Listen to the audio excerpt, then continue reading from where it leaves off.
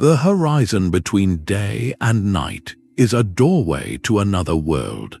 For thousands of years, across every culture on Earth, people have looked into the fading light and seen something stirring. This is not just about beauty, it is about a fundamental human experience, a moment when the rules of reality seem to soften and the impossible feels near. In this exploration, you will gain a profound understanding of why these stories were created and what they reveal about our deepest fears and wonders. We will meet guardians of ancient forests, hear the cries of sorrowful spirits, and encounter shape-shifters who walk only in the dim light.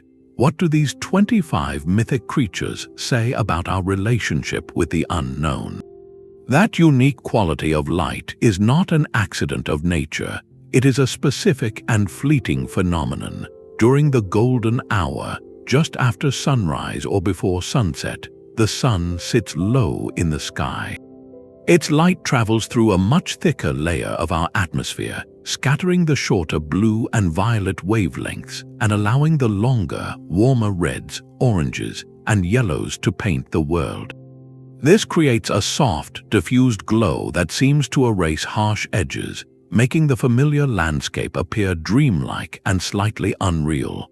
Then comes the blue hour, that deep, ethereal period after the sun has dipped below the horizon but before full darkness claims the sky.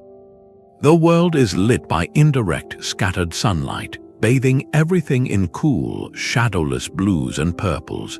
Details blur, distances become impossible to judge, and a profound quiet often descends. The fading light meant predators could be on the move. The coming darkness required preparation and vigilance. The stories they told about the creatures of Twilight were, in a very real sense, a way of mapping this uncertain territory. By giving a name and a form to the unease of the gloaming, they transformed a vague, pervasive anxiety into something knowable, something with rules you could understand and perhaps navigate. This universal human experience explains a stunning pattern. Isolated cultures from the frozen north to the equatorial jungles, from island shores to mountain valleys, all developed their own mythic beings specifically tied to this time of day. They did not copy each other, they arrived at the same profound conclusion independently. The twilight was not empty, it was inhabited. And so, with this understanding of the stage now set, we can finally step across that threshold and meet the first of these 25 entities, beginning with a being born from the very forest shadows we have just described. From the whispering uncertainty of the gloaming, a specific and haunting form emerges. In Japan, the fading light does not merely hide the world, it reveals another one entirely. As the sun sinks and long shadows stretch, an ancient belief holds that the veil separating our realm from the realm of the departed becomes delicate, almost transparent. This is the moment when the Yūrei may cross over. To call them simply ghosts would miss the profound cultural meaning they carry. These are spirits bound by powerful, unresolved emotion, often appearing with distinct and symbolic features, long, flowing black hair that obscures the face, and the pure white kimono traditionally worn for funeral rites. Their presence is not random, but a poignant signal of a story left unfinished, a deep grievance from life that chains them to the world of the living. This phenomenon is intimately connected to the spiritual landscape of Japan, weaving together threads from Buddhist and Shinto thought. In these traditions, a peaceful passage to the afterlife requires proper rituals and a release of earthly attachments. When a person's passing is sudden, violent, or marked by intense feelings like profound sorrow, jealousy, or a thirst for vengeance, their spirit may become unsettled, unable to move on. The Yūrei is the manifestation of that trapped energy. They appear most often in the in-between times, with a specific period known as Omagatoki, the hour of meeting, considered especially potent. This is not just dusk, but a recognized temporal doorway when such encounters are most likely to occur, a time when the living are advised to be mindful and respectful. What the Yūrei teaches us is that twilight can be a sacred conduit for memory. Their appearance is a chilling reminder that the past is never truly gone, and that emotions can echo far beyond a single lifetime. They transform the vague unease of dusk into a specific narrative of loss and the human need for resolution.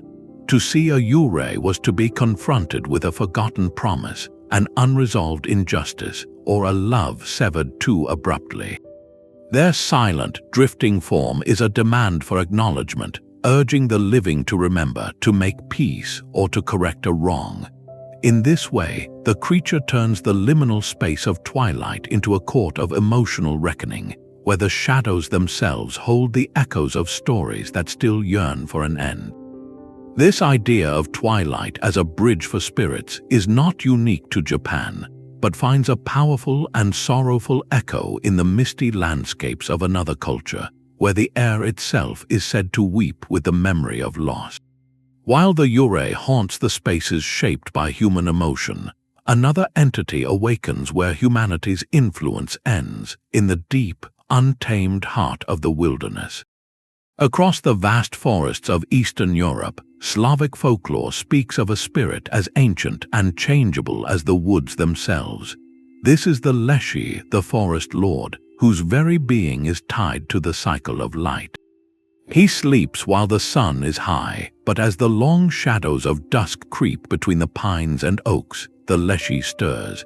He is not a ghost of people, but the living soul of the wild, a manifestation of nature's own consciousness and capricious will. His most striking feature is his fluidity, his form shifting as easily as the patterns of light on the forest floor. In one tale, he might tower above the canopy, a giant with a beard of moss and eyes glowing like swamp fire. In the next breath, he could shrink to the size of a mushroom cap, hiding among the ferns, watching. He is said to physically grow with the trees from spring to autumn, embodying the relentless, seasonal pulse of life and decay that governs his domain. This shape-shifting nature makes him the perfect master of the twilight forest, a place where perception itself becomes unreliable. Paths you have walked 100 times in daylight seem to twist into new configurations. A familiar clearing vanishes, replaced by a thicket of thorns. Distant laughter or the crying of a child might echo from the gloom, sounds that are, in fact, the Leshy's voice mimicking the world around him to disorient and test those who enter his realm. His morality is as complex as the ecosystem he guards. The Leshy is not a simple monster. He is a guardian, a custodian of the natural order. Travelers who show respect, who leave offerings or speak politely to the forest, might find a lost path suddenly clear before them, or be gently guided back to the edge of the woods by a whispering wind. But those who come with arrogance, who break branches needlessly, shout loudly, or despoil the quiet sanctity of his home, face a different fate. They become hopelessly lost, walking in circles for hours or even days as the forest itself seems to rearrange around them, a phenomenon folklorists call being led astray. This punishment is not about cruelty for its own sake, but a profound lesson in humility. The Leshy enforces the idea that the wild is not a resource to be conquered, but a sovereign territory with its own laws. The twilight is his chosen hour because it is the moment of maximum ambiguity, when human confidence falters and the ancient, non-human world reasserts its presence.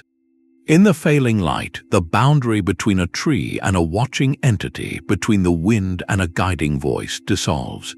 The tales collected by scholars like Alexander Afanasiev paint him not as a villain, but as a necessary force, a reminder that we are visitors in a world that operates on an older, wilder logic. The Leshy represents the thrilling and terrifying truth that nature is not passive scenery, but an active, sentient participant, especially in that magical, uncertain hour when it slips back into its own powerful mystery. This concept of a guardian tied to a specific, perilous time of day finds a chilling parallel far to the north, where the sun's disappearance brings not just darkness, but a season of endless night, and with it, a predator of a very different, more tangible kind. From the deep woods of the Leshy, a different sound carries on the evening air, not a mischievous laugh but a cry that chills the soul. In the misty glens and windswept hills of Ireland and Scotland, twilight is not just a time for seeing but for hearing. It is the hour when the mournful keen of the Banshee is said to rise, a piercing wail that signals not her own anger, but an imminent loss for an old family. This fairy woman, whose name translates directly to Woman of the Fairy Mound, is a figure woven from sorrow and tradition. She is most often described as a spectral figure with long, flowing silver hair, dressed in a gray or green cloak, sometimes seen beside a stream washing blood-stained garments, a grim foreshadowing of the death to come. Her cry is the core of her legend, a sound described as both beautiful and unbearably sad, echoing the traditional Gaelic lament sung at wakes. This is a crucial distinction. The Banshee is not a bringer of death, she is its messenger. Her wail is a lament, a profound expression of communal grief that begins even before the passing occurs. It is as if the spirit world itself joins in mourning, acknowledging the significance of the individual about to cross over. Folklorists and scholars trace her origins back to much older Celtic beliefs, connecting her to figures like the Morrigan, a goddess of sovereignty, fate, and the battlefield. This lineage positions the Banshee not as a random phantom, but as a remnant of a divine watcher over clans and bloodlines, a guardian of tradition who marks the end of an era for a family. Her unwavering tie to dusk and dawn, those liminal hours, perfectly frames her role. Twilight is the bridge, and her voice is the sound of someone standing upon it. The phenomenon speaks to a deep cultural relationship with mortality. In a time without modern medicine, where the line between life and death was often sudden and stark, the Banshee served a complex purpose. For the families who believed they were under her watch, her cry was a terrible but respected warning. It allowed for spiritual preparation, for the gathering of loved ones, for the setting of affairs in order. It transformed a private, biological event into a communal, spiritual one, framed by the ancient landscape itself. The sound, heard in the dim light when the world is quiet, forced a moment of collective pause and recognition. The story of the Banshee illustrates how twilight can become a canvas for processing the most universal of human experiences. Her lament paints the gathering dark not with fear of the unknown, but with a deep, melancholic respect for the cycle of life and the enduring bonds of family that even death cannot fully silence. This haunting melody on the edge of night shows us that sometimes the creatures of the threshold are not monsters, but mourners, giving voice to a sorrow too deep for words and tying the fate of the living to the rhythms of the fading light. But that mournful cry is not the only sound on the twilight wind. In the deep, pine-scented forests and misty mountains of Scandinavia, the fading light reveals a different kind of peril, one wrapped in breathtaking beauty. As the long summer dusk settles over Norway and Sweden, stories say the Huldra emerges from the shadows of the oldest trees. To the unsuspecting woodsman or traveler, she appears first as a vision of impossible allure, a woman of stunning grace, often seen from behind, her long hair flowing, her voice a melody that seems to promise everything the lonely heart desires. But this is a trap woven from the very essence of the liminal wild. If a man is foolish enough to follow her or manages to see her from the front, the illusion shatters. Folklore describes her hidden nature in chillingly organic terms: the glimpse of a cow's tail swishing beneath her skirts, or the revelation that her back is hollow, like the trunk of a rotten tree, a cavity of bark and decay. This stark duality is the core of her legend. She is not a monster of outright horror, but a personification of the wilderness's dual nature, its breathtaking, seductive beauty masking inherent danger and a fundamentally alien reality. Folklorists trace her roots to ancient beliefs in the Huldra folk, or hidden people, beings who exist just out of sight in a parallel world that touches our own. The Huldra is a sovereign of that hidden realm, and her chosen time is unequivocally the twilight. She operates in that window of perceptual uncertainty, where a shape in the trees could be a woman or a trick of the light, where a voice on the breeze could be a song or a warning. Her power vanishes with the full light of sunrise, forcing her to retreat back into her hidden world. This temporal boundary is crucial to her myth. She is a creature of the threshold, not of the night itself. Her entire existence is a lesson about discernment during ambiguous hours. The narrative warns that the most profound temptations often appear when our world is at its softest and most dreamlike, when logic is dimmed and longing is heightened. To follow the Huldra is to be led forever into the wilderness, to be lost not just physically but spiritually, seduced by a beauty that is ultimately empty and unnatural. Her story transforms the Scandinavian forest at dusk into a landscape of moral choice, where the fading light tests a person's ability to see past surface allure and recognize the true, often wilder, nature of what lies before them. It is a timeless reminder that in transitional spaces, things are rarely exactly as they seem. And as we move from these European forests of deception, we find that the Twilight's trickery takes on a far more physical and immediate form in another part of the world, where the setting sun signals not just a change in light, but a chilling transformation of the human form itself. The seductive danger of the Huldra finds a far more ancient and terrifying echo in the windswept deserts of the cradle of civilization. In the lands between the Tigris and Euphrates rivers, where the sun ruled with a brutal, unforgiving hand, the coming of twilight was not a gentle fade but a dramatic, perilous shift. As the scorching heat of day surrendered to the sudden, penetrating cold of the desert night, the ancient Mesopotamians believed a specific and malevolent power stirred within the howling winds. This was Lillitu, a winged spirit of the storm whose name would echo through millennia, eventually evolving into the formidable figure of Lilith in later Hebrew lore. Preserved on fragile clay tablets in the world's oldest writing, cuneiform, her description is stark and powerful. She is depicted not as a monster in the dark, but as a defiant entity, a spirit who refused a subservient role in the divine order. This original refusal is the key to understanding her profound cultural significance. Lillitu was the embodiment of forces that ancient society found deeply unsettling, the untamable wilderness that lay just beyond the walls of the city and the ordered world. Her domain was the open desert, the ruins left by time, and most of all, the transitional hours of dusk and dawn. In that moment of dramatic temperature change, when sandstorms could arise without warning and the familiar world was swallowed by shifting shadows, her presence was felt most acutely. She was believed to bring illness, particularly targeting the most vulnerable, infants and expectant mothers.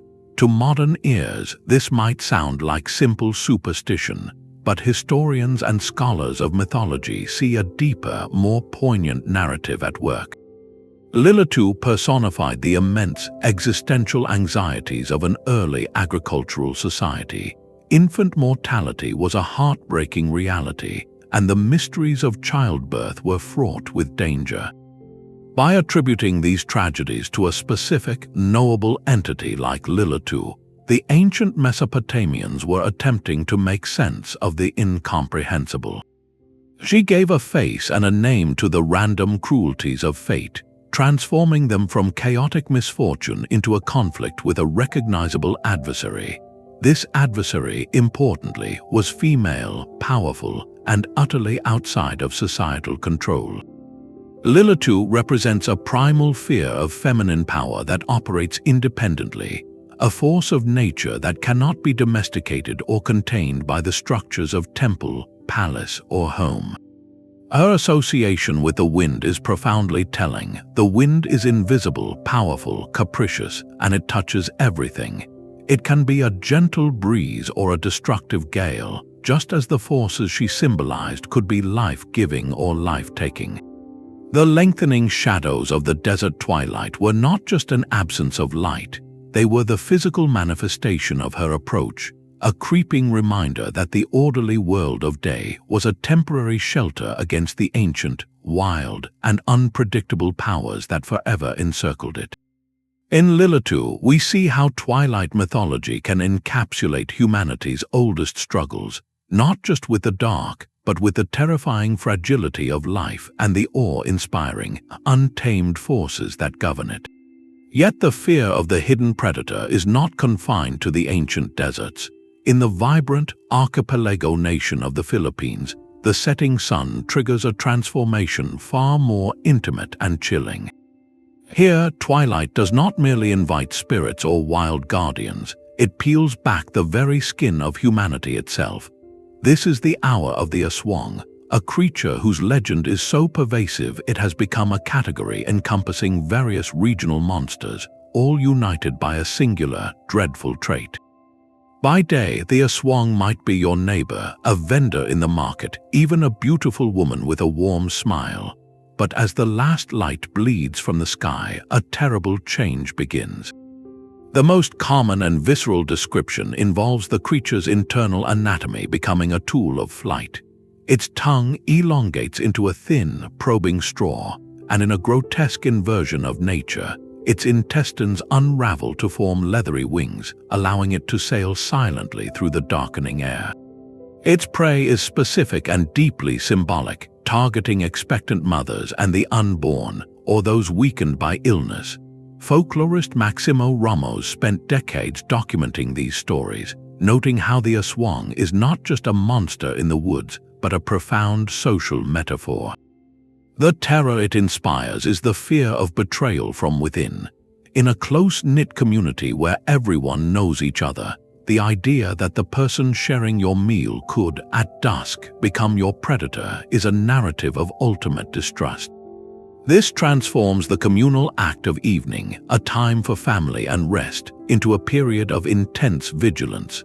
Windows are shuttered, protective charms like garlic and holy water are placed near doorways, and pregnant women are advised to stay indoors. The Aswang's twilight transformation masterfully codifies a universal human anxiety, the fear that the familiar world is a facade, and that darkness reveals the true, monstrous nature hiding behind a friendly face. It serves as a powerful cautionary tale, warning communities to be watchful, not just of external dangers, but of the secrets that might fester next door. The creature turns the gentle Filipino dusk into a lesson about perception, teaching that the most dangerous threats are those that walk among us in the light, waiting for the cover of the in-between to reveal their true form. This pervasive theme of hidden identity at twilight finds a startlingly different expression across the ocean, where the fading light does not create monsters, but instead offers a fleeting glimpse of a world of impossible crystalline beauty. The deceptive beauty of the Aswang reveals a truth about twilight, that it can mask a monstrous reality. But what if the transformation is not a hidden curse, but a conscious, malevolent choice? In the vast, sun-baked landscapes of the American Southwest, the fading light does not merely reveal monsters, it empowers them. Here, among traditions like those of the Navajo, the figure known as the Skinwalker, or Yīnoldlushii, occupies a space of profound cultural gravity. This being is distinct from the creatures we have met so far, for it is not a spirit of the wild or a ghost from the past. It is or was a person. A human who, through rituals and actions considered deeply harmful within their community, has gained the power to shed their own skin and take on the form of an animal. This ability is most potent during the liminal hours of dawn and dusk, times believed to hold a unique, conductive energy for such a terrible crossing.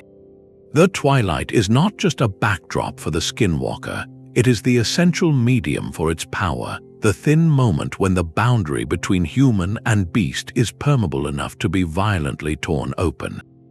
This myth carries a weight far beyond a simple scare. Scholars of Native American oral traditions note that the skinwalker narrative functions as a powerful social and ethical compass. It is a story about the corruption of natural order and the catastrophic consequences of pursuing knowledge and power outside of sacred, communal balance. In these cultural contexts, certain abilities and rituals are meant to be used for healing, guidance, and the benefit of the people, always in harmony with the world. The skinwalker represents the ultimate perversion of that path. By using that sacred knowledge to inflict harm, to sow fear, or to gain selfish power, the individual severs their connection to their community and the natural world. Their transformation into a wolf, a coyote, or an owl is not a gift but a symbol of their descent, a physical manifestation of their inner corruption. They become a literal predator of their own people. The choice of twilight as their active period is deeply symbolic.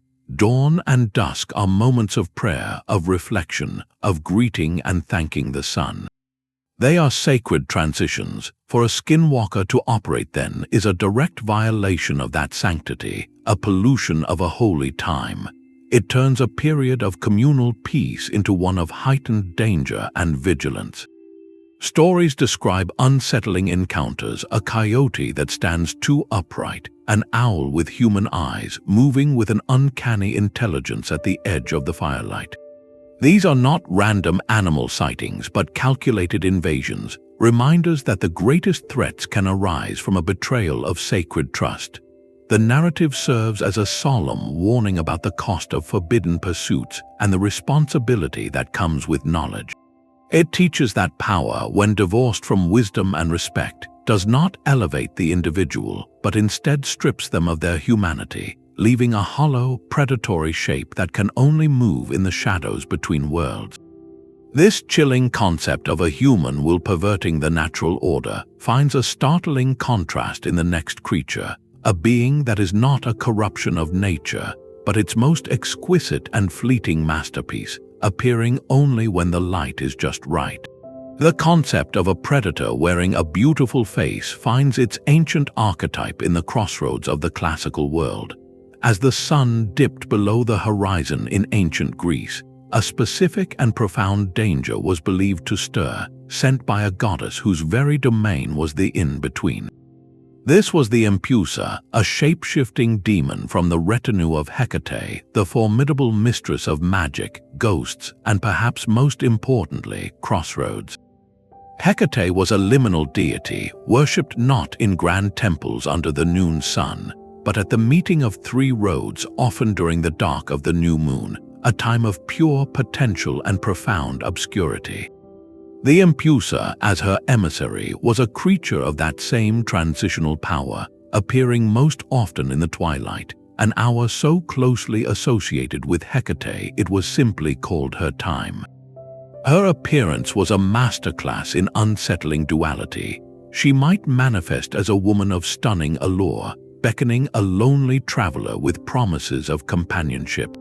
But a closer look, perhaps as the last light caught her form, would reveal a horrific truth. One leg was sculpted from polished brass, while the other was the shaggy, cloven hoof of a donkey.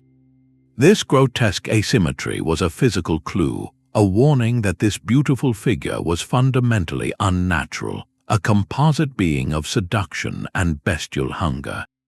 Her method was a cruel trap. She would use her guise to lure the unsuspecting, often young men, into a false sense of security before revealing her true nature and devouring them.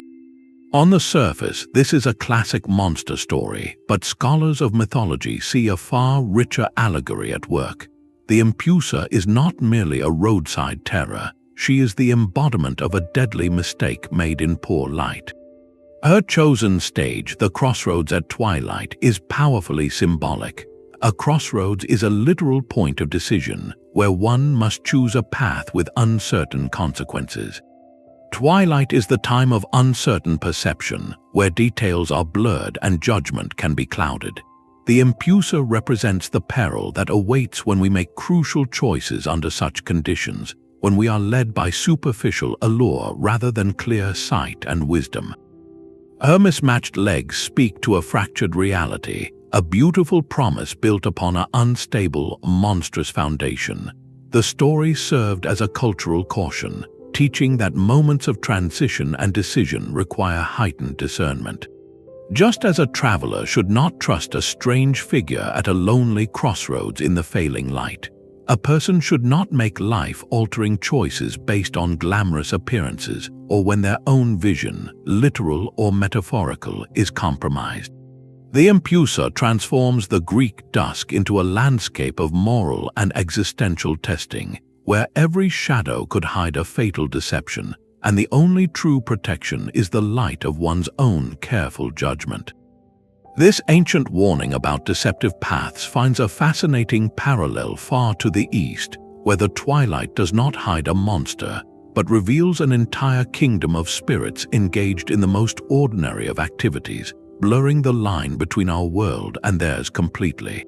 The Twilight's threat to new life finds a chillingly specific form in the crossroads of ancient trade routes.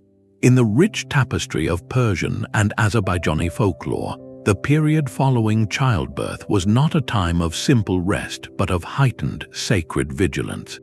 This is when the owl was believed to draw near. Described as a monstrous, hairy being with iron teeth and nails, it did not haunt distant forests, but lurked in the very architecture of the home and community, in dark corners, abandoned ruins, and most disquietingly, in bathhouses and washrooms, places associated with cleansing and vulnerability.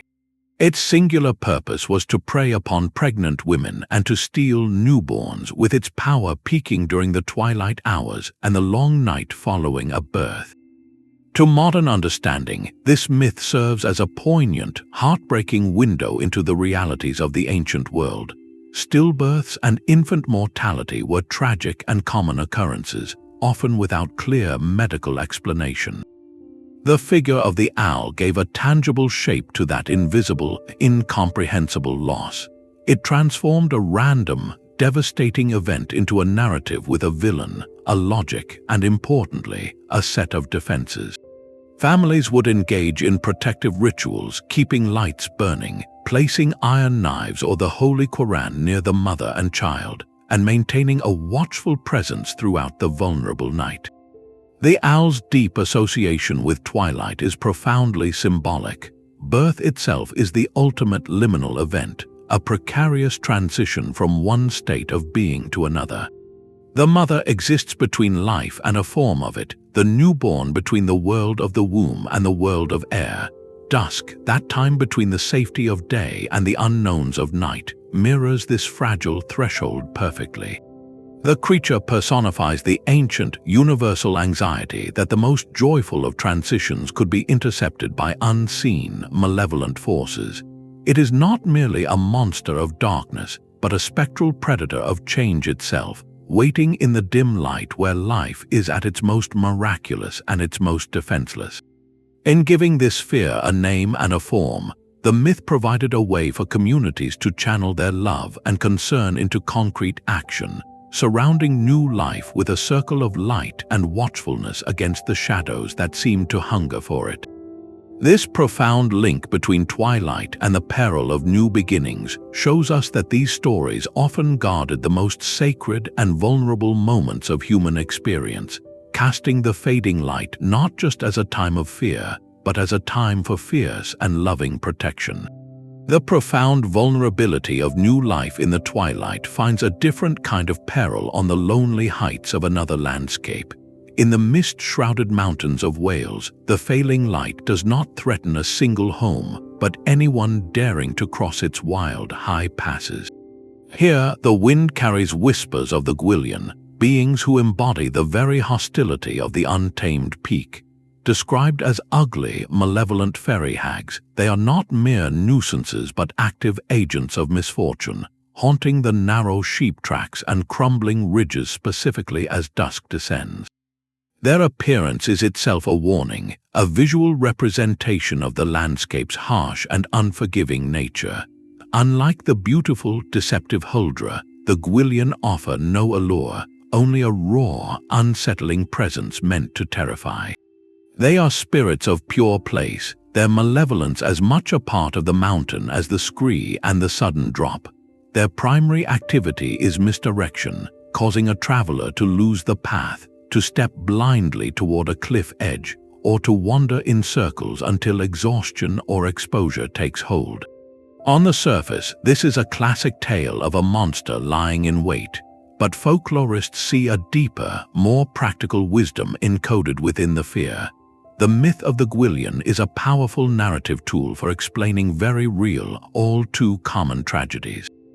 In an era before reliable maps or lighted pathways, navigating mountain terrain in fading light was a genuinely life-threatening endeavor. A simple misstep, a patch of fog, or a moment of disorientation could lead to a fatal fall. By attributing such accidents to the deliberate malice of the Gwyllion, communities transformed random, senseless misfortune into a story with a cause and, importantly, a lesson. The creature personified the mountain's danger, giving it agency and intent. This transformed the act of journeying from a simple physical challenge into a moral and respectful engagement with a sovereign, sentient wild.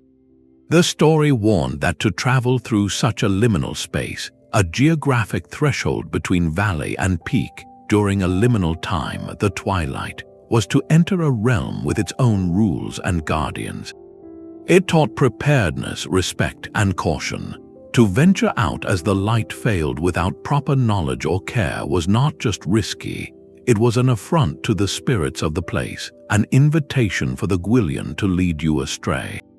This narrative brilliantly externalizes the internal voice of caution, giving it a face and a form that lingers in the gathering mist.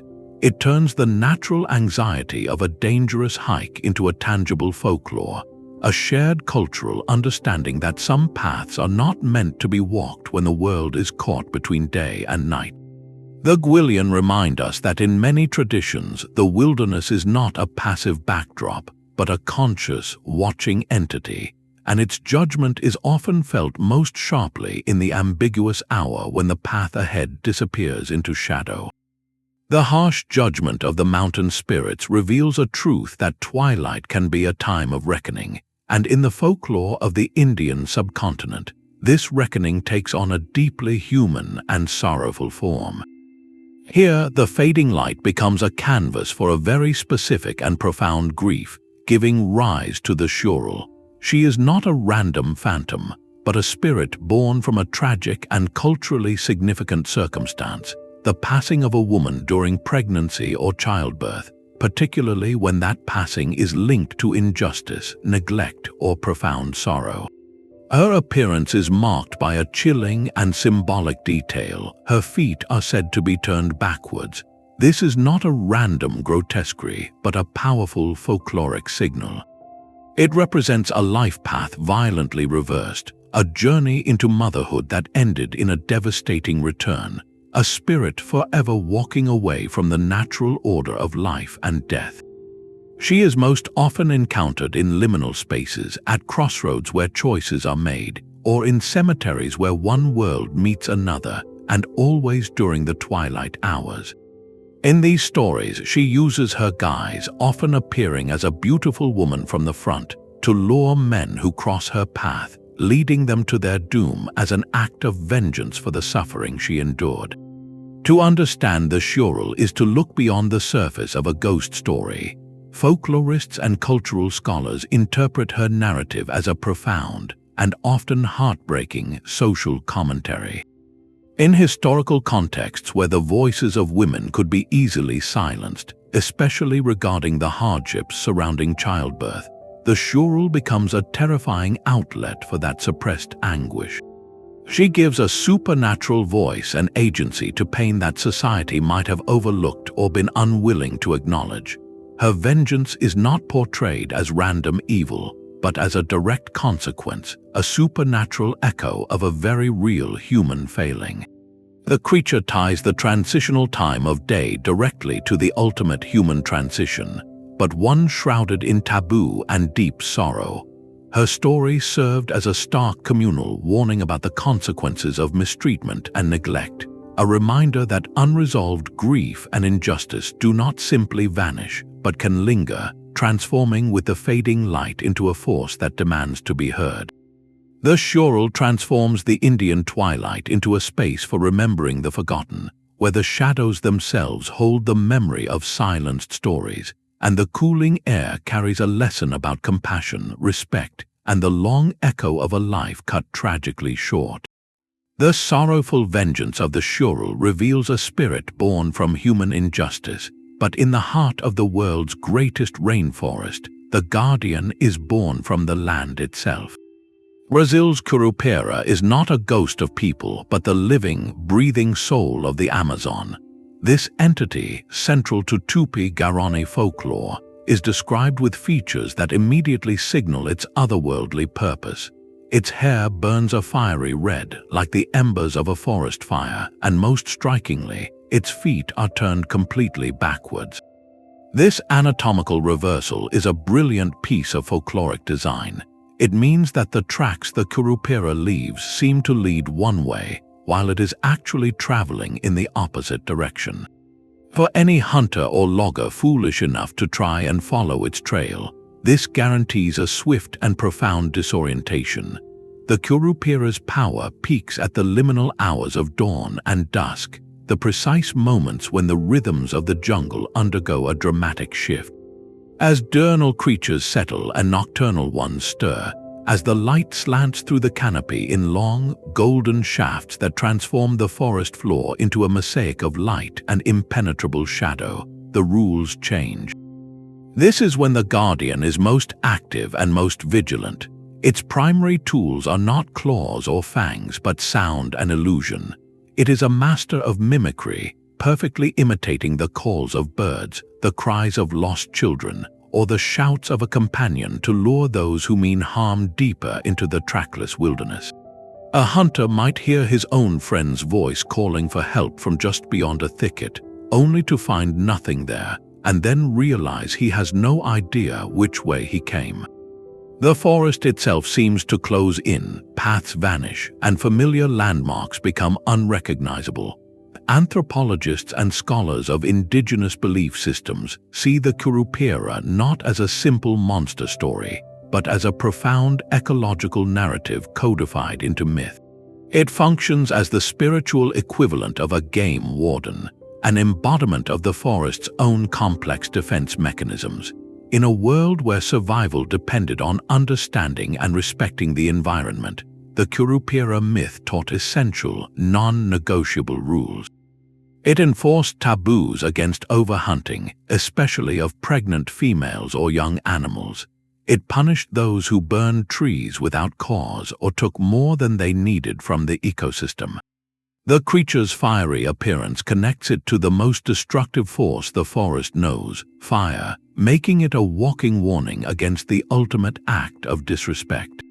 By placing its greatest power at twilight, the stories root its authority in a daily, observable reality, the time when human senses are most challenged and the wild truly reasserts its dominion. To encounter the Curupira was to be confronted by the conscious will of the rainforest itself, a fiery reminder that nature is not a warehouse of resources, but a sovereign entity with its own laws, and it employs a cunning, backwards-footed warden to patrol its borders in the deceptive glow of the setting sun.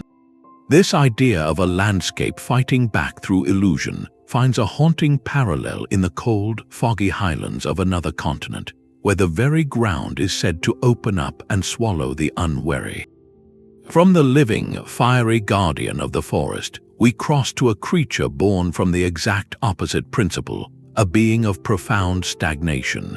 In the quiet villages and misty mountain passes of China, the fading light does not awaken a spirit of the wild, but something far more unsettling, a relic of the human past refusing to rest. This is the Jiangshi, often translated as stiff corpse or hopping vampire. Its appearance is a jarring anachronism, often clad in the distinctive robes of a Qing dynasty official, its skin a pallid green or gray, its limbs locked in a permanent rigor. It does not walk but moves with a series of stiff, mechanical hops, arms outstretched as if forever reaching for something it can never grasp. This motion is not random, it is a direct reflection of its origin story. Folklore says a Jiangshi is created when a body cannot decompose properly, its soul trapped by a violent death, a lack of respectful burial rites, or a grave site with severely disrupted feng shui, the harmony of the environment. The body, filled with unresolved energy and cut off from the natural cycle, reanimates not with life, but with a desperate, parasitic hunger for the life force, the kai, of the living. Its chosen time of activity is deeply symbolic and specific, the twilight, particularly the moment dusk settles. This is not a casual detail, but a core tenet of its myth rooted in the ancient philosophy of yin and yang. Day is yang, associated with light, activity, warmth, and life. Night is yin, linked to darkness, rest, coolness, and stillness. The Jiangshi is a creature of pure, corrupted yin, a manifestation of death without peace. As the vibrant yang energy of the sun retreats and the world is submerged in growing yin, the conditions become perfect for this stagnant entity to stir. It is at its weakest in the full light of day, often hiding in dark caves or tombs, and is utterly powerless at high noon, the peak of yang. But in that transitional period, as one force yields to the other, its own unbalanced power finds a foothold. The Jiangshi, therefore, is more than a monster. It is a walking lesson in cosmic and social balance. Its very existence is a warning about the consequences of neglecting duty, both to the departed and to the order of the world. The official's robes are a poignant clue. They speak of a person who held a position of responsibility, whose passing or burial was perhaps handled with disrespect or haste, creating a ripple of disharmony that physically manifests. The creature's rigid movement is a perfect metaphor for the past when it is not laid to rest properly. It does not fade gracefully, but returns in a stiff, awkward, and dangerous parody of life. It cannot adapt, it can only repeat its desperate, hopping search.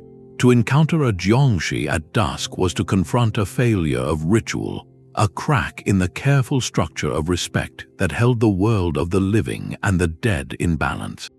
The stories served a vital cultural function, emphasizing the profound importance of funeral rites, geomancy, and honoring ancestors. They taught that if the community did not uphold its responsibilities to those who came before, the past would not simply vanish. It would hop back into the present, a stiff-limbed, hungry reminder of what was left undone. In the Jiangshi, the twilight becomes a time for auditing the accounts of respect, a daily reminder that the shadows might hold not just unknown terrors, but the very specific, tangible results of our own forgotten obligations. The rigid, unnatural hunger of the Jiangshi reveals a spirit trapped by the past, but in the vast, shifting sands of the Arabian desert, the twilight predator is a master of creating traps from the future, from the very thing a traveler desires most. Here, in the ancient, pre-Islamic mythology that would later weave into broader Islamic lore, the Ghoul waits. It is not a creature of tombs, but of the open, trackless waste, a shape-shifting demon whose power is not in strength, but in cruel perception. As the brutal heat of the day fractures and the long, cold shadows of evening stretch across the dunes, the Ghoul's hunt begins. Its method is a psychological ambush. It does not attack from the darkness, but builds a doorway from the light. For a traveler alone, parched and losing hope, the shimmering air might resolve into the impossible vision of a palm grove cradling a cool spring. In the distance, the glow of a campfire might appear, with dark figures silhouetted against it, promising community and safety. Most cruelly, the Ghoul might take the form of a lost companion or a weeping child calling out for help. These are not random illusions, they are targeted temptations, each one a precise strike against the heart's deepest needs in that moment: water, shelter, and human connection. The creature epitomizes the desert's own legendary treachery. The time of its activity is meticulously chosen. Twilight is precisely when temperature gradients in the air can bend light to create the most convincing and heartbreaking mirages.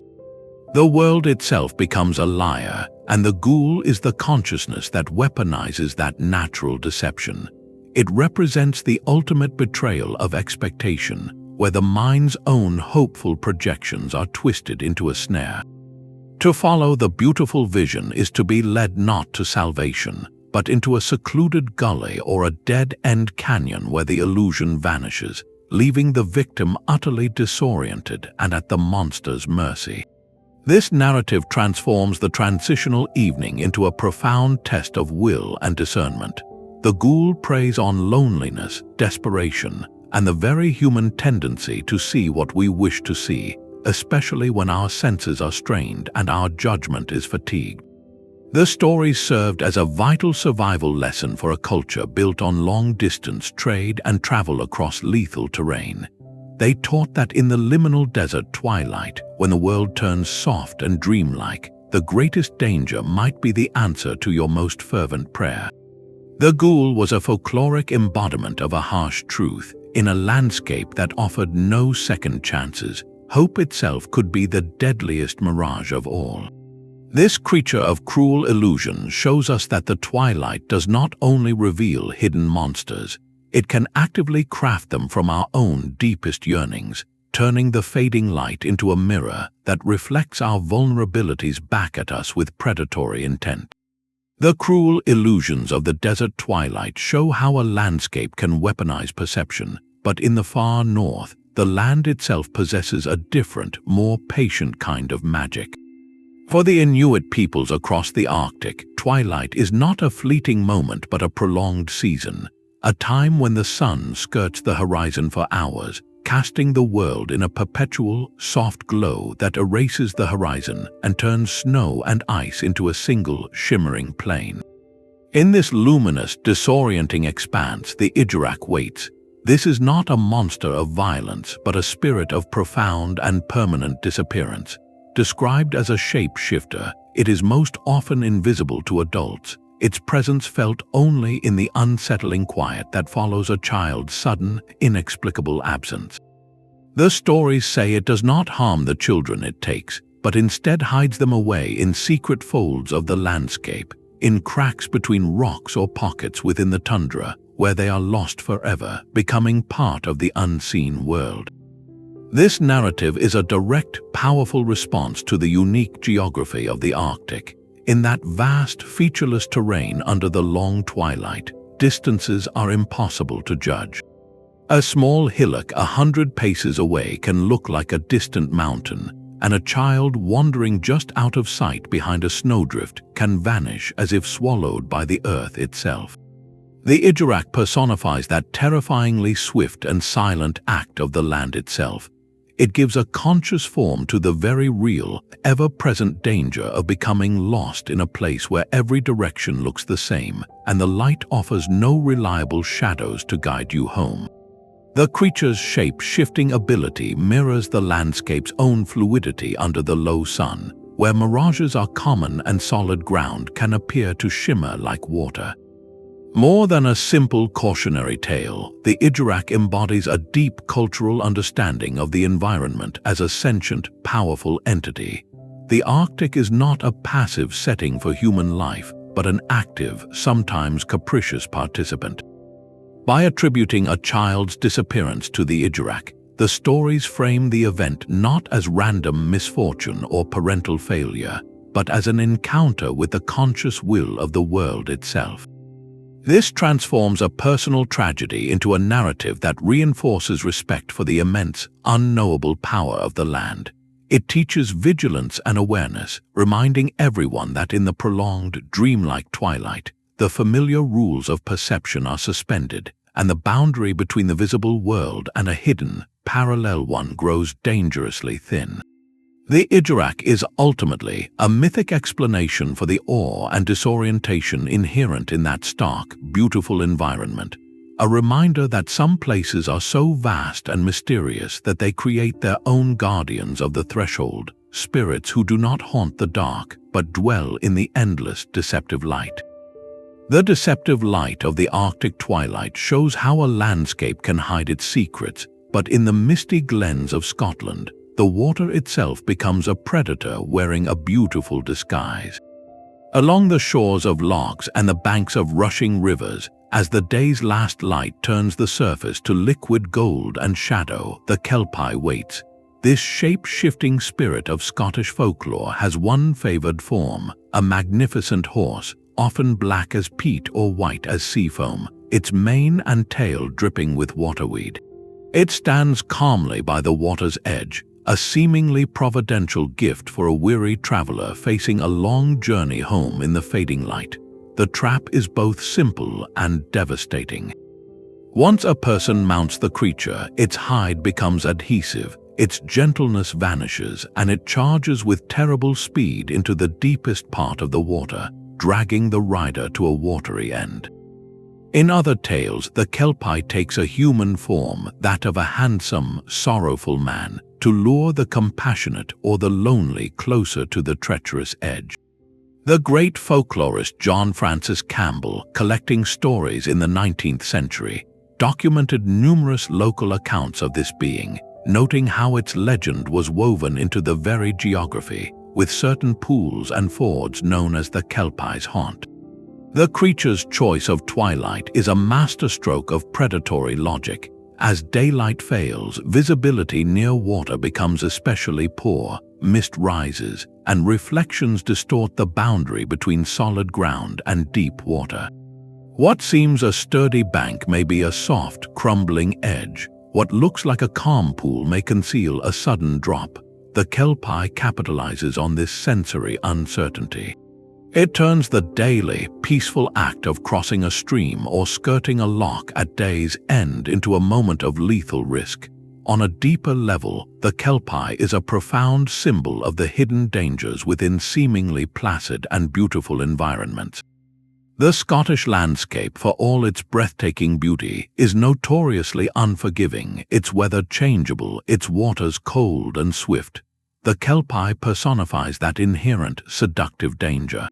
Its beauty is the beauty of the still, dark pool that invites reflection but hides unknown depths, the allure of a shortcut across a familiar ford that has become swollen with rain.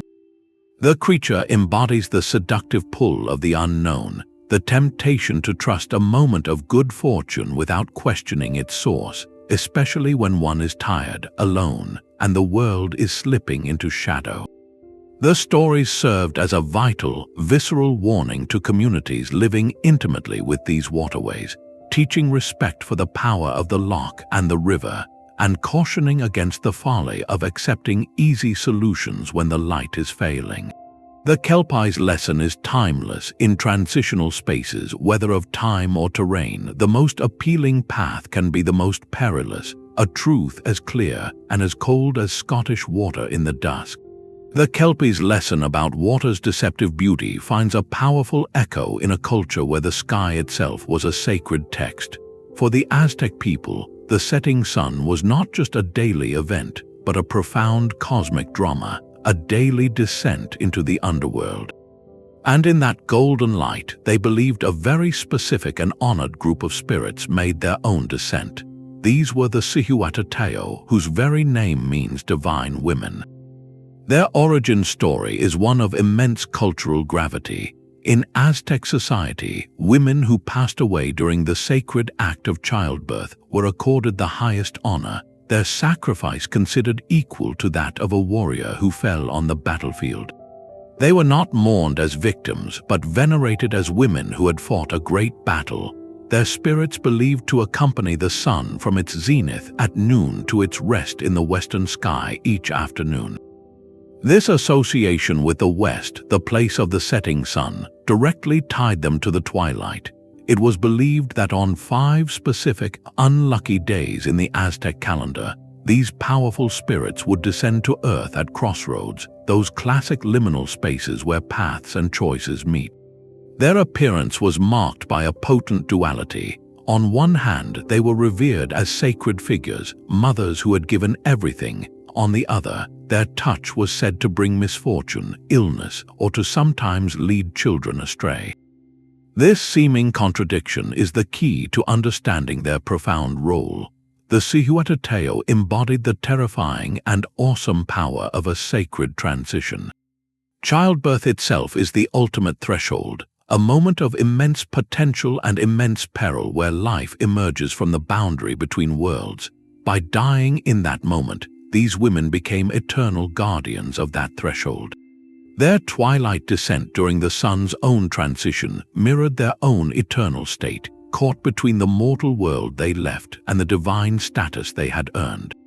Their ability to cause harm was not seen as random malice, but as the dangerous, radiating energy of the sacred itself, a force that demands respect and careful ritual. To encounter them at a crossroads in the fading light was to stand at the intersection of life, death, and divinity. Their story transforms the western sky at dusk into a temple wall, painting the dying light with the faces of honored ancestors and reminding the living that the most profound courage often resides in the most vulnerable of passages. The Cihuateteo teach us that in some myths, the creatures of the twilight are not monsters to be feared, but sacred powers to be acknowledged, forever linking the courage of human transition to the daily journey of the sun. The sacred descent of the Cihuateteo reveals that twilight is not the only threshold guarded by myth. In the vast, sun-baked fields of Slavic lands, the most dangerous spirit appears not in shadow, but at the moment of the sun's absolute zenith. This is the Poludnica, the Lady Midday. While our journey has focused on the horizon between day and night, her presence expands that concept dramatically. She is proof that the liminal space is not defined solely by fading light, but by any moment of potent and dangerous transition. The Poludnica manifests in the blinding, white-hot stillness of noon, when the world seems to hold its breath under the sun's hammer. She is often described as a tall, pale woman in a white dress, sometimes carrying a scythe or shears, drifting through the ripening grain when foolish laborers ignore the ancient wisdom of the midday rest. Her method is a direct reflection of her domain. She does not haunt, she overwhelms. To those caught working in her hour, she brings a sudden, disorienting heatstroke, a vertigo that feels like madness, or she poses impossible, riddling questions that break a tired mind. This is not a creature of darkness, but a spirit of light so intense it becomes its own kind of perilous veil. Her myth served a profoundly practical, life-saving purpose in agricultural communities. Working through the peak heat of a summer day was not just uncomfortable, it was a genuine threat to health and life. The story of the Lady Midday transformed that environmental danger into a narrative with a face and a rule. She personified the sun's punishing power, giving farmers a compelling, supernatural reason to heed their own body's need for rest. By framing the noon hour as her sovereign territory, the folklore enforced a necessary rhythm of labor and recovery. To work then was not just hard, it was an act of disrespect, an invasion of a spirit's domain that invited immediate and terrible retribution. The Poludnica teaches a crucial lesson about the nature of thresholds. They are not always soft and creeping like dusk. Some are sudden, sharp, and violent in their intensity. The shift from the building heat of morning to the oppressive peak of noon is a dramatic transition, a cliff edge in the daily cycle. Her legend guards that cliff. She reminds us that mythic beings patrol all the borders of our experience, the bright peaks as well as the shadowed valleys. In her blinding white form, we see that the horizon between states can be searingly bright, a line not between light and dark, but between manageable effort and dangerous excess. The Lady Midday ensures that even the highest sun casts a long, instructive shadow, one that warns us to pause, to respect the power of the moment, and to understand that the most important boundaries are often those we cannot see until we have already crossed them. The blinding power of the Lady Midday reminds us that thresholds are not always marked by darkness. Sometimes, the most profound transitions are written across the entire sky, guarded by a creature of such immense symbolic power that its very form bridges the elemental forces of the cosmos. Across the vast tapestry of Eurasian mythology, from the misty highlands of Europe to the river valleys of China, the dragon reigns not as a simple monster, but as the ultimate master of transitional states.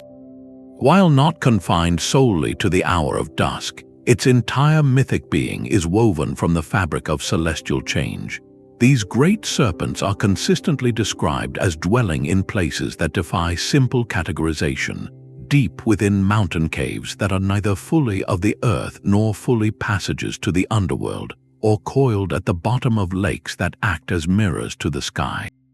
Their breath itself embodies the duality of day and night, capable of being a raging pillar of solar fire or a chilling, obscuring mist like that which gathers under the moon.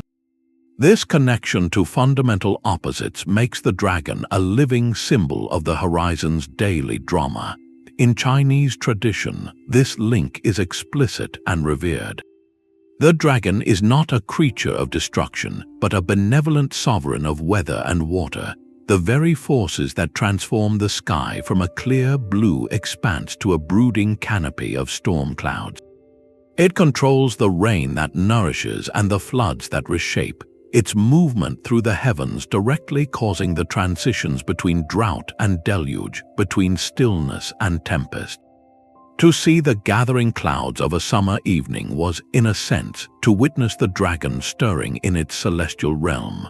This immense symbolic weight positions the dragon as the archetypal ruler of all that is in flux. It embodies the raw, chaotic power that is unleashed whenever a cosmic balance tips, when one season yields to another, when a storm breaks a drought, or when the sun surrenders the sky to the moon. The twilight, that daily moment of supreme balance and then tipping point, becomes a potential canvas for its mythic flight. The long, streaking clouds painted by the setting sun could be imagined as the passage of its serpentine body, the first stars appearing like scales glinting in its wake. The dragon transforms the changing light from a passive phenomenon into an active, purposeful display of transformative energy. It teaches that the shift from day to night is not a gentle fade, but a silent, colossal passing of guardianship from one celestial power to another, a daily reminder that the world is governed by forces of magnificent and ancient equilibrium, forever dancing in the luminous space between. The dragon's celestial flight transforms the sky itself, but in the low, damp places of the earth, a different kind of light dances, a light that does not command but seduces.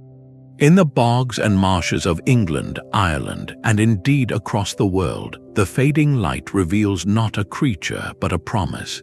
This is the will-o'-the-wisp, a faint, bobbing glimmer that seems to hover just above the treacherous ground. Known by many names, Ignis Fatuus, Jack-o'-lantern, or fairy light, its behavior is always the same. It appears as a traveler is making their way home in the deepening dusk, flickering invitingly as if held by a helpful guide just ahead on the path. To follow it is to be led inexorably away from solid ground, into the sucking mud and hidden pools of the wetland, where the guiding light vanishes, leaving one cold, lost, and in grave danger. This phenomenon is a masterpiece of folkloric interpretation. Long before science offered an explanation, the human mind confronted this eerie sight and crafted a story to explain its cruel intelligence. The light seemed too purposeful, too responsive to movement, to be a random natural event. It felt like a conscious trick, and so it became one in story, a spirit or a mischievous fairy whose sole purpose was to lead the unwary astray. This narrative gave a face to a very real environmental hazard, turning the vague peril of a marsh at night into a specific adversary with a known method. The scientific explanation, when it came, was almost as poetic. Chemists identified it as the spontaneous combustion of gases like phosphine and methane, produced by the decay of organic matter in the bog. These gases can ignite when they meet the air, creating those fleeting, ghostly flames. But the old folk name ignis fatuus, which translates from Latin as foolish fire, captures a deeper truth that science cannot erase. The will-o'-the-wisp is the purest symbol of Twilight's essential paradox. It is a light in the darkness that does not provide safety, but instead amplifies danger. It represents hope itself turning treacherous, the siren call of an easy answer when one is tired and vulnerable. In that ambiguous hour, when your eyes strain to pick out the safe path, a gentle, bobbing light can feel like a miracle, a stroke of luck. The folklore warns that this is precisely when you must be most skeptical, when you must question the gift the darkness seems to offer. This tiny, flickering entity distills the entire human experience of the liminal into a single, haunting image. The temptation to follow a beautiful, elusive promise straight into the mire, because in the softening world between day and night, it is terribly easy to mistake a trap for a guide. The flickering deception of the will-o'-the-wisp leads us underground to a world where the light never truly reaches. In the cold, starlit cosmology of the Norse, the fading of the sun did not just bring night, it revealed the presence of an entire civilization of shadow. These are the Dyrkulfar, the Dark Elves, beings fundamentally different from their luminous cousins, the Light Elves of Alfheim. While the Light Elves are often associated with the sun, beauty, and the gods, the Dyrkulfar inhabit Svartalfheim, a realm deep within the earth, a place of stone, metal, and perpetual twilight. They are master craftsmen, smiths of incredible skill, yet their proximity to the roots of the world and their distance from the sun's grace also imbues them with a more ambiguous, sometimes perilous nature. Their connection to the time between day and night is not about appearing at a specific hour, but about their essential character. They are beings of the hidden, the subterranean, the parts of existence that the brilliant light of day renders invisible or forgotten. As the sun retreats and shadows stretch long, the surface world itself begins to resemble their domain, making their presence feel more immediate, more conceivable. The ground beneath your feet, solid and familiar by day, becomes in the dusk a potential roof for their vast, unseen halls. The Dyrkulfar transform the simple act of nightfall into a vertical experience. The twilight horizon is not merely a line where sky meets land. It is the lid on a world teeming with its own life and industry. They represent all the forces that operate just out of sight, the intricate processes of growth and decay that happen in the dark soil, the slow forging of ores in the earth's heart, the ancient memories and instincts that lie buried in our own subconscious. Their legendary skill as smiths, creating weapons and artifacts of great power for the gods, speaks to this idea. True creation often happens in the dark, in the hidden workshop, away from the distracting glare of full awareness. The Dyrkulfar remind us that the most profound crafts, whether of metal or of spirit, require a retreat from the surface, a descent into the fertile darkness where raw materials are shaped. When the world slips into the blue hour, we are not just entering the domain of night, we are brushing against the ceiling of a hidden kingdom, a reminder that what we see in the light is only a fraction of the story, and that immense, ancient power resides in the depths, waiting for the cover of dim light to feel disquietingly near. The Dyrkulfar remind us that the world beneath our feet holds entire histories, but on the sun-baked rock faces of Australia, that history is painted in light. In the ancient landscapes of Arnhem Land, Aboriginal stories speak of the Mimi, beings who are not hidden in the earth, but are the very essence of its surface. These spirits are described as impossibly tall and slender, so fragile that a strong wind could break them. Their home is the rock itself, the narrow crevices and overhangs of the sandstone escarpments. Unlike the predatory creatures of many Twilight tales, the Mimi are gentle teachers. Lore holds that in the Dreamtime, they were the ones who instructed the first people in essential arts, showing them how to hunt with spears, how to prepare food, and how to perform the sacred dances that tell the stories of the land. Their time is specifically the late afternoon and early evening, that golden period when the sun is low and the world is painted in long, warm shadows. They are said to be active in this calm, in-between light, but they must retreat into the safety of the stone before the evening winds rise, which they fear would shatter their delicate forms. This intimate connection to a specific, gentle hour of light is made eternal through art. The Mimi are famously depicted in some of the world's oldest continuous rock art, dynamic figures painted in ochre that seem to run, dance, and hunt across the stone canvas. The magic of these images is fully realized only as the sun sets. The shifting angle of the light causes the pigments to glow with a deep, warm intensity, and the uneven rock surface creates moving shadows that give the painted figures an uncanny illusion of life and motion. In that moment, the art is not a static record. It becomes a window, a performance held each evening at the same sacred time. The Mimi, therefore, transform the twilight into a living classroom of cultural memory. They are not spirits of fear, but of connection. Their activity at day's end ties the practical transfer of knowledge, the hunting lesson, directly to the ceremonial and artistic life of the community. As day gives way to night, the time for physical labor transitions into the time for storytelling, for passing down lore around a fire. The Mimi embody this beautiful, daily handover. They represent the transmission of wisdom from the spirit world of the dreaming to the human world, a flow of understanding that is as natural and dependable as the sun's descent. In their fragile, painted forms coming alive in the sunset, we see a profound truth that the fading light is not an end, but a bridge, illuminating the deep and enduring conversation between a people, their ancestors, and the timeless land they call home.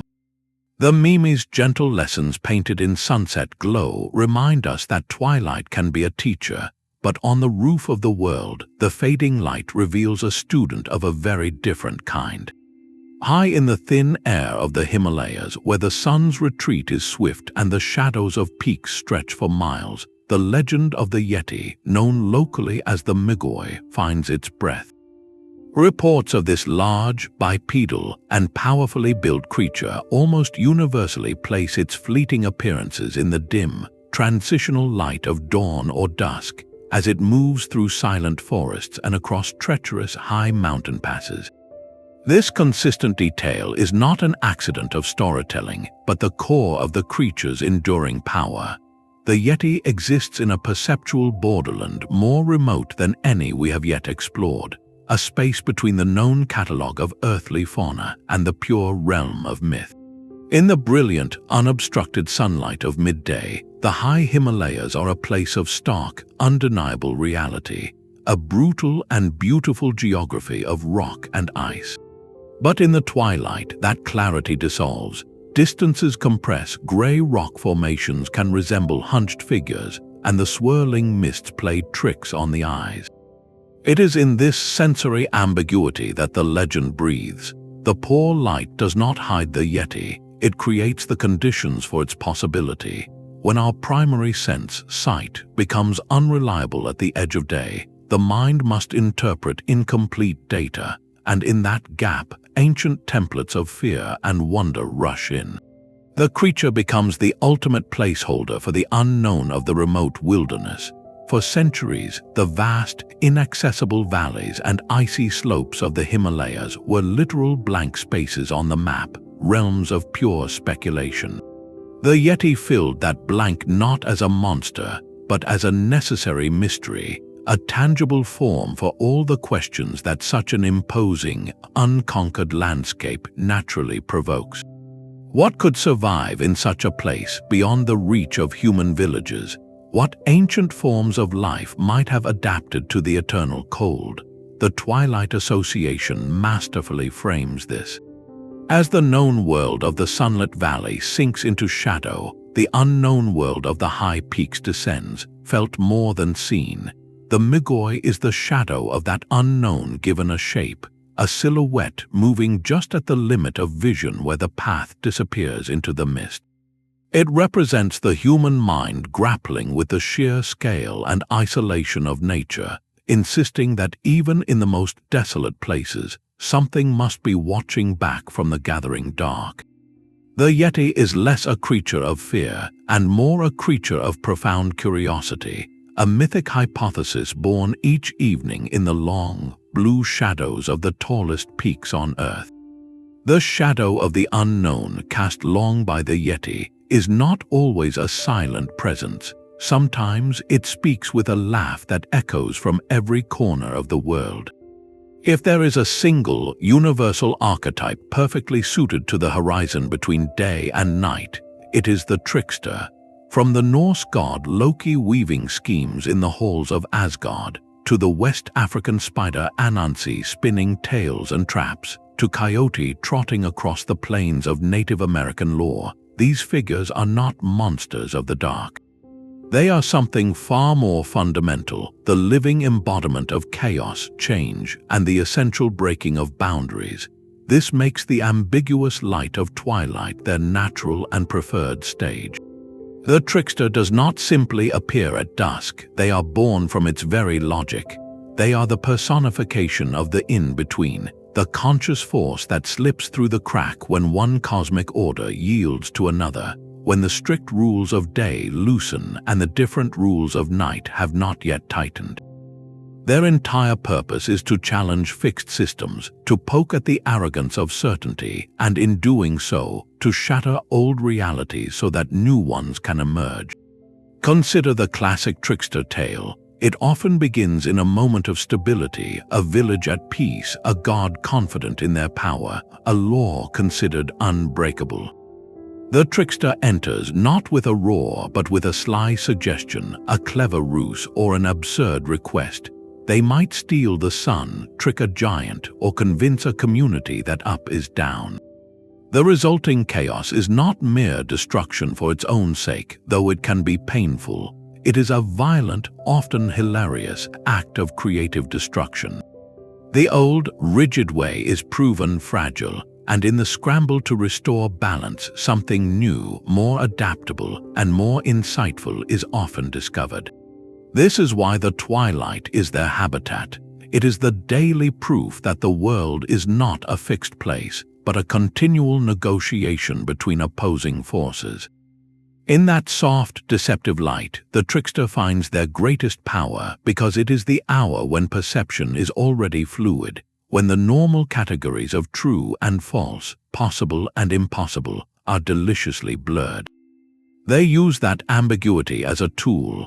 A shape in the dusk could be a helpful traveler or Anansi in disguise. A whisper on the wind could be gossip or Loki's lie taking flight.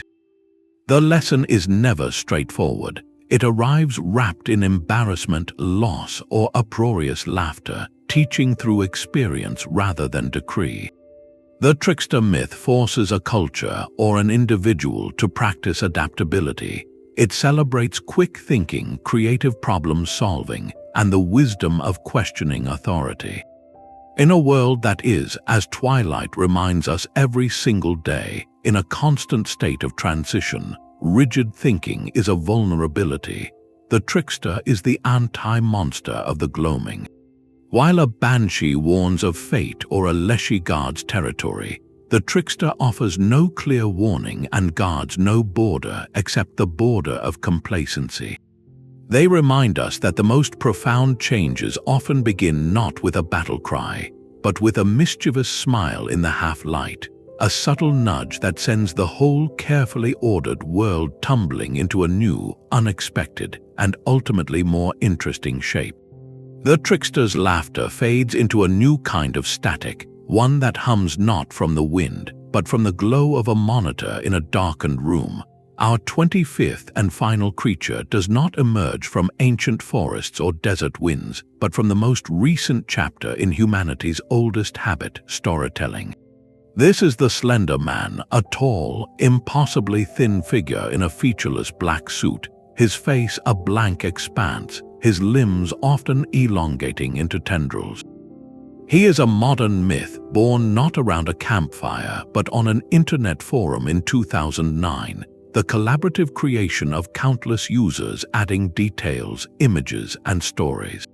While he is often pictured in wooded areas, his true domain is not a physical twilight, but a psychological one. He exists in the unsettling space between reality and fiction, a story that bled so powerfully into the collective imagination that it took on a terrifying life of its own.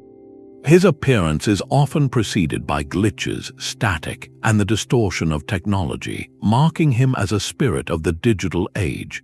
The Slender Man represents a profound evolution. For millennia, the liminal space was the natural world at dusk.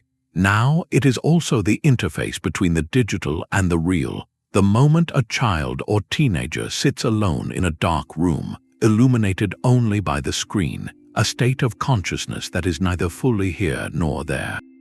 This is a new kind of horizon, a metaphorical twilight where the mind is uniquely suggestible.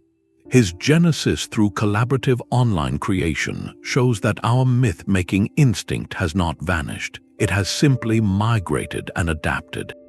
We no longer just fear the predator in the physical woods. We fear the entity that can reach through the screen, that can hide in the data streams, that represents the unknown and often predatory nature of the online world itself. The Slender Man embodies contemporary anxieties about anonymity, surveillance, and the loss of childhood innocence in a hyper-connected age. He is the faceless stranger not on the road, but in the chat room. The unimaginable horror that viral stories promise is lurking just beyond the safe glow of your device. Folklorists see in him a direct continuation of older archetypes, like the tall, thin figure of the Germanic Der Grossmann or the faceless shadow people of modern paranormal lore, but supercharged by the network effect of the internet. This proves a crucial point. The horizon between day and night is no longer just a line in the sky. It is a state of mind, a cultural space we enter daily, and from that digital dusk, new myths will forever rise to give form to our newest, most pervasive fears. The story of the Slender Man is not an end, but a demonstration that as long as there are thresholds, whether of light, of technology, or of the human psyche, we will continue to populate them with figures who make the unknown, however terrifyingly, knowable. These 25 beings from every corner of the globe are not a random collection of monster stories. They are a pattern, a chorus of human voices speaking across centuries about the same fundamental experiences. When we step back and listen to that chorus, several profound themes emerge, revealing less about the shadows and more about the minds that imagined them.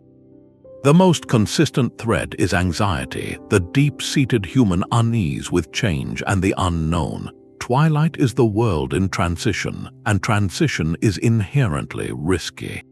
The creatures that inhabit this time give that risk a face and a name. The owl waiting after childbirth, the Jiangshi hopping from its grave, the Churel weeping at the crossroads, all transform the terrifying fragility of life's most vulnerable moments into a narrative with a villain we can understand, and sometimes even rituals we can perform to fight back. They make the incomprehensible manageable. This leads directly to their role as enforcers. So many of these beings are not mere predators, they are guardians of boundaries, both social and natural. The Leshy punishes those who disrespect the forest. The Skinwalker embodies the catastrophic cost of misusing sacred knowledge for personal gain. The Poludnica enforces the vital midday rest not with a request but with a terrifying visitation. These stories are ancient, powerful tools for teaching communal values. They externalize the consequences of breaking taboos, turning abstract moral codes into a tangible encounter with a spirit in the dim light. You do not overhunt in the Curupira's forest not just because it is unsustainable, but because a being with backwards feet will lead you to a permanent disappearance. The myth makes the lesson unforgettable. On a purely practical level, these entities personify the environment itself. The Ghoul is the desert's mirage given malicious intent. The Kelpie is the cold, sudden danger of a deep loch. The Ijiraq is the vast, disorienting Arctic tundra that can swallow a child without a trace. Before modern science could explain heatstroke, drowning, or becoming lost, folklore provided an explanation that was just as logical to the people of the time. A spirit did it. This personification served a vital survival function, encoding critical environmental knowledge into a compelling, memorable story. Do not follow the strange light in the marsh, for it is a will-o'-the-Wisp. Do not travel the mountain pass at dusk, for the Gwyllion will lead you astray. The creature becomes a living, breathing warning sign posted by nature itself at the edge of the fading light. Yet the picture is not solely one of fear and prohibition. Some Twilight beings are guides, teachers, or necessary agents of change. The Mimi patiently show the first people how to live on the land. The trickster, in all its chaotic glory, exists to shatter complacency and force adaptation, reminding us that rigidity is a weakness in a world that is always changing. Even the Cihuateteo, while fearsome, are ultimately honored figures, guiding the sun and marking a sacred, courageous transition. These entities suggest that the ambiguous light is also a space for learning, for receiving wisdom that is only visible when the harsh glare of certainty softens. Ultimately, this global tapestry of Twilight myths reveals something essential about us.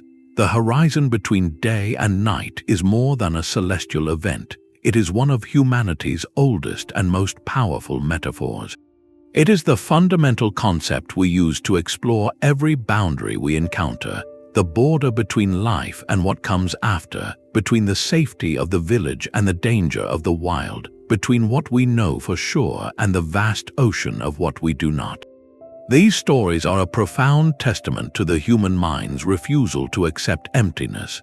We cannot look into a blank, fading sky or a deep, dark forest and see nothing. We must populate it. We fill the uncertain silence with figures that carry our fears, enforce our morals, explain our world, and occasionally offer us a fragment of wisdom.